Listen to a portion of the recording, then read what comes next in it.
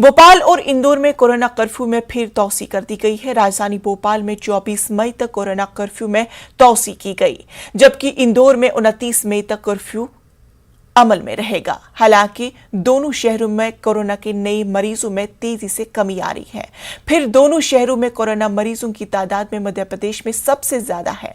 राजधानी भोपाल में 15 दिन कबल यौमिया तौर पर कोरोना मरीजों की तादाद जहां 1800 से जायद दर्ज की गई थी, वहीं पिछले 24 घंटों में कोरोना से 982 मरीज ही दर्ज किए गए। जबकि इंदौर में कोरोना के नए मरीजों में मामूली कमी आई। इंदौर में 24 घंटों में कोरोना के नए मरीजों की तादाद 1487 दर्ज की गई। इंतजामिया ने राजधानी भोपाल और इंदौर में कोरोना कर्फ्यू में तौसी के साथ यहां मजीद सख्ती और अवामी बेदारी को तेज करने का फैसला किया।